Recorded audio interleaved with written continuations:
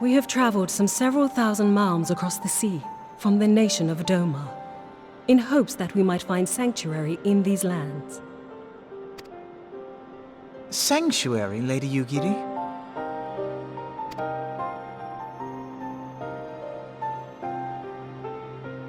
Aye. Lying within Othard, Doma was under the dominion of the Garlean Empire, as I'm sure you are aware. When the War of Succession broke out in Garlemald, we espied an opportunity to free ourselves from the yoke of imperial oppression and took up arms. Only to be crushed. And so I gathered what few Domans escaped the reckoning and guided them hither to your shores. A War of Succession? Then the Emperor... Forgive me. You said that Doma was under Imperial rule, did you not? Doma is gone. Razed to the ground as an example to the other provinces.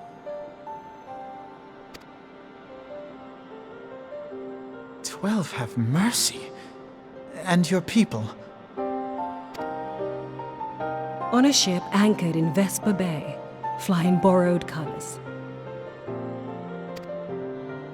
Many were complicit in the rebellion, or akin to those who were. They will not come ashore until I send word that it is safe to do so. I sought an audience with your rulers, but was summarily refused. The lords of Ul'dah are not wont to entertain foreign refugees without suitable encouragement. Mayhap I was foolish to expect otherwise, but our supplies run low and we have young ones in urgent need of care. I have seen the tents outside the gates, however. We are not the first to seek asylum, nor will we be the last. Be that as it may, Ul'dah is no friend to Garlemald. Your tale would stir the hearts of many men and women here. The Sultana and the Syndicate will not be so easily swayed, but I shall see that you are granted an opportunity to plead your case. This is within your power? Well, far be it from me to boast, but I do have the ear of certain influential individuals. I am in your debt. Lady Yugiri, forgive me for observing, but your choice of attire seems like to evoke feelings of mistrust. Men are wont to fear the unfamiliar. We know this from experience. We seek only to spare the people of Ul'dah unnecessary disquiet. I shall defer to your experience, then. I thank you for your understanding. It seems I have urgent business with the Flame General. I leave our guests in your capable hands.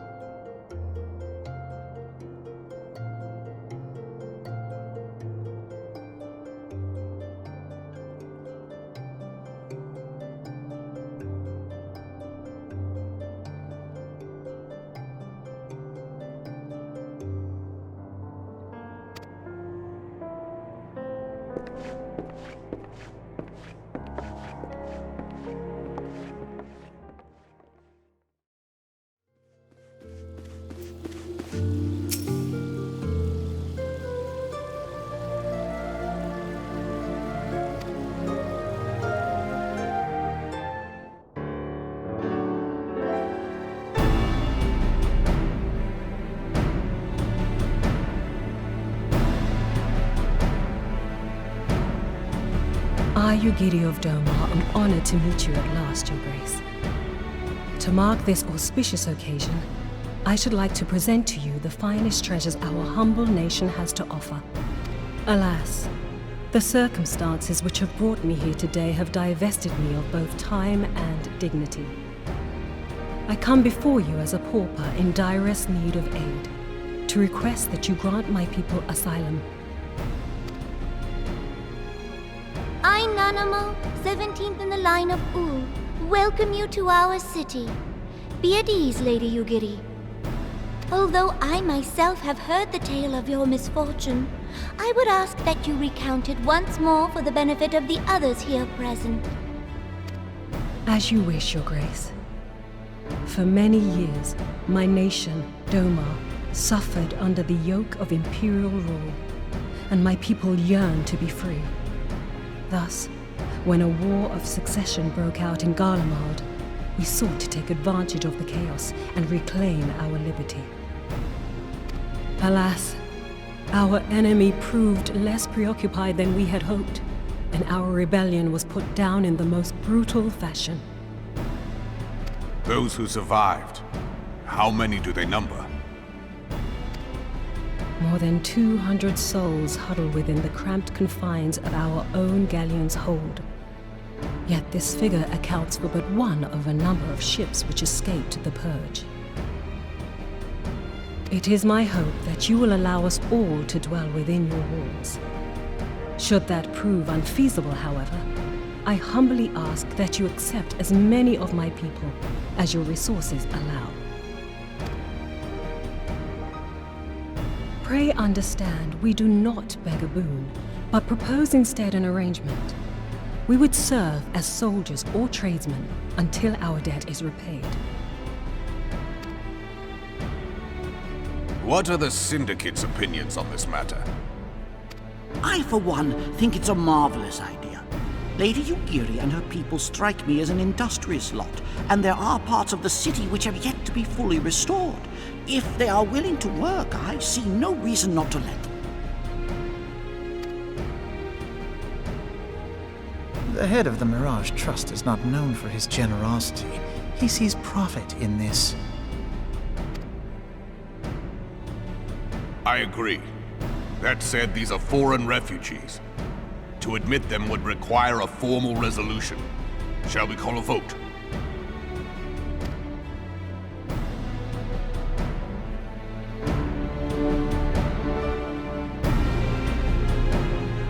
The law is the law. Lord Lolorito? Tell me, are you blind or willfully ignorant? Even now, our streets are choked with the displaced victims of the Calamity and Alamigan refugees. They live hand to mouth, subsisting on aid provided by the immortal flames, the cost of which grows ever higher. The wealth of Ul'dah is not without limits, my friends. And need I remind you that these refugees are prone to violence and criminal activity? You have all read the reports, I think. Without homes or employment, it is only a matter of time before men grow desperate and take that which they imagine has been unjustly denied them.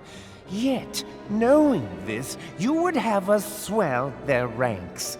Mayhap you think the brass blades and the flames are not hard-pressed enough?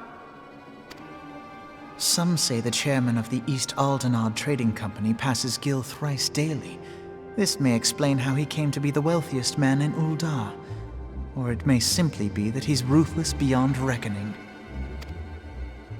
Surely the Sultanate can support the few hundred domins Lady Yugiri represents. That our resources have been taxed, I do not deny. But we are hardly in danger of financial collapse. I move that an exception be made.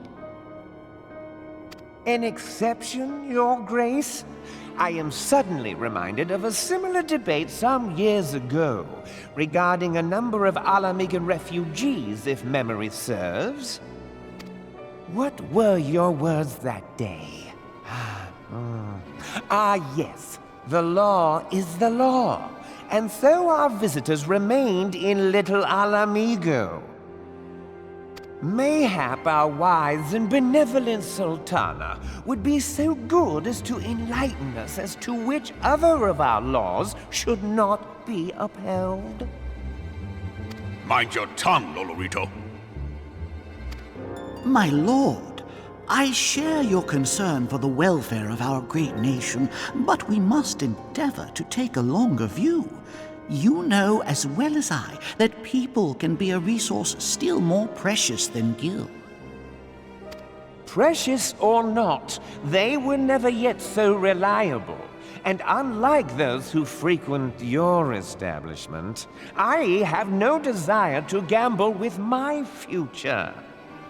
Ul'dah's greatest asset is, and has ever been, her material wealth. We risk this at our peril.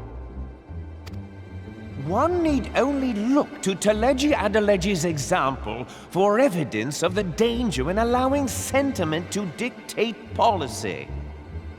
How far the vaunted Mirage have fallen, both in repute and profitability, since he began employing refugees.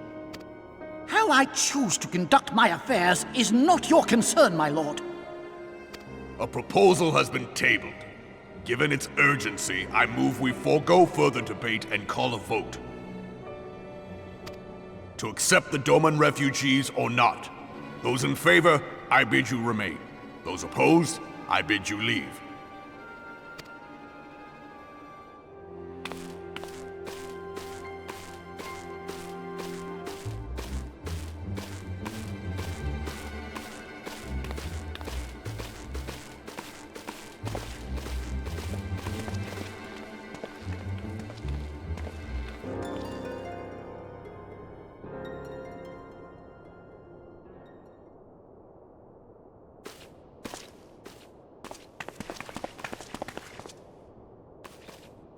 Would that it were within my power to welcome you and your people, Lady Yugiri.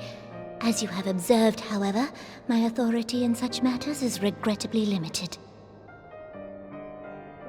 Without the consent of the Syndicate, I cannot act. I understand, Your Grace, and I appreciate all that you have done on our behalf. The nerve of the man! If that bastard had not forsaken the eastern trade route, Little Alamigo would now be thriving. Oh, that you should have traveled so far under such dire circumstances, only to be refused in this manner is utterly unconscionable. Pray, accept my sincerest apologies.